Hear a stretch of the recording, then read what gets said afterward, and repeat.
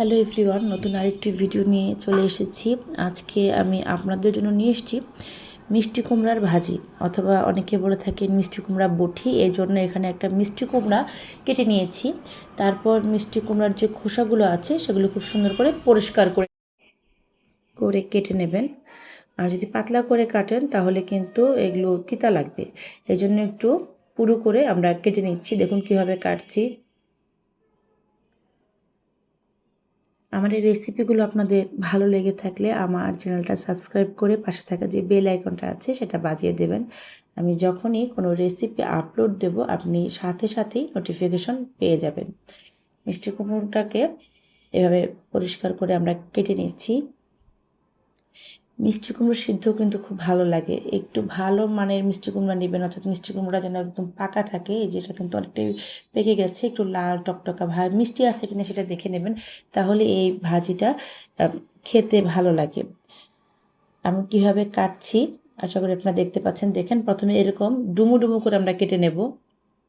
তারপর এগুলোকে আমরা পিস করব, কিন্তু তার আগে মিষ্টি কুমড়োটাকে ঠিক এইভাবে পরিষ্কার করে নেবেন। আর মিষ্টি কুমড়োর যে বিচিগুলো আছে সেগুলো ফেলে দিবেন। তারপরে এভাবে পাতলা পাতলা স্লাইস করে এরকম ছোট ছোট করে কেটে নিতে হবে।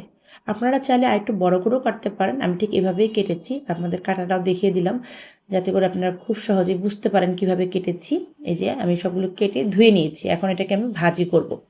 এই মিষ্টি কুমড়ার ভাজি কিন্তু শরীরের জন্য খুব উপকার। মিষ্টি কুমড়া খাবেন আপনারা। দেখুন আমি কিভাবে কেটেছি। এই যে ঠিক এরকম সাইজ করে মিষ্টি কুমড়োগুলোকে কেটে নেব। এখন এখানে কড়াইতে আমি দিয়ে দিয়েছি সরিষার তেল। আমি একটুখানি সরিষার তেল দিয়ে এখানে 3-4টার মতো পেঁয়াজ কুচি আর 2টা কাঁচামরিচ কুচি হালকা ভেজে ধুয়ে রাখা মিষ্টি কুমড়াগুলো এখানে দিয়ে দিলাম। দিয়ে আমি খুব সুন্দর করে এগুলোকে ভেজে নিচ্ছি।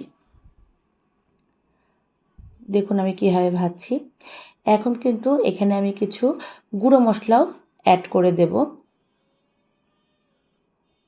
তার আগে মিষ্টি কুমড়োটাকে খুব ভালো করে আমি মিক্সড করে দিচ্ছি।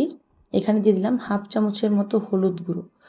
হলুদটা একটু পরিমাণ মতো দিবেন। আর আমি কিন্তু শুকনো মরিচের গুঁড়ো দেবো না। সাথে দিয়ে দিলাম স্বাদ অনুযায়ী লবণ। আর ঝালের জন্য পেঁয়াজের সাথে আমি কাঁচামরিচটাও দিয়ে দিয়েছি, ঝালটা বের হয়ে যাবে। এখানে ঝালটা এবং লবণটা আপনারা আপনাদের টেস্ট অনুযায়ী দিবেন। এখানে কালারের জন্য আমি আরেকটু হলুদের গুঁড়া দিলাম, কারণ আমার মনে হয়েছে হলুদের গুঁড়াটা একটু কম আছে, সেজন্য আমি হালকা একটু হলুদের গুঁড়া বেশি করে দিয়ে দিলাম। দিয়ে সব কিছু খুব ভালোভাবে মিক্সড করে দিচ্ছি।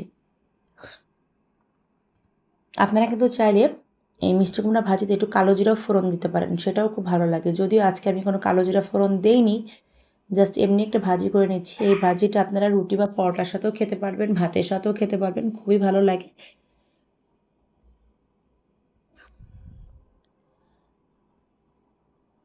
অনেকটাই কিন্তু ভাজিটা হয়ে এসছে। দেখুন কীরকম হয়েছে, আমি দেখাচ্ছি আপনাদেরকে। আপনারা ঠিক এভাবেই ভাজিটা করে নেবেন। অনেকটাই মজে এসছে। আপনারা চাইলে ঢেকেও দিতে পারেন। আবার চুলার আঁচটাকে কম করে তারপর ভেজে নেবেন। একদম গালিয়ে ফেলবেন না, একদম গলে গেলে পরে সেটা খেতেও ভালো লাগে না।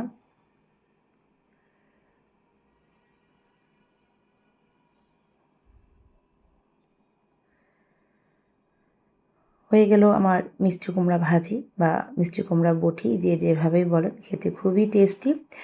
যারা নতুন রাঁধুনি আছেন তারা খুব সিম্পলভাবে এইভাবে করে নিতে পারেন, যেটা খেতে খুবই ভালো লাগে। মিষ্টি কুমড়া দিয়ে কিন্তু মাছের তরকারিও খুব ভালো লাগে, স্পেশালি চিংড়ি মাছ। সেই রেসিপিগুলো আমার চ্যানেলে অলরেডি দেওয়া আছে, আপনারা চাইলে দেখে নিতে পারেন। মিষ্টি কুমড়ো কিন্তু বাচ্চাদের জন্য অনেক উপকারী। বাচ্চাদের যদি সিদ্ধ করে খাওয়ানো যায়, ডাক্তাররা বলে যে বাচ্চাদের মিষ্টি কুমড়া খাওয়ানোর জন্য আপনারা খাওয়াতে পারেন, ওটাও ভালো লাগে। দেখুন অনেকটাই কিন্তু নরম হয়ে এসছে। এর চেয়ে বেশি কিন্তু আর ভাজি করার কোনো প্রয়োজন নেই। তেলটা বের হয়ে গেছে। যখন দেখবেন যে একদম নরম হয়ে গেছে বুঝবেন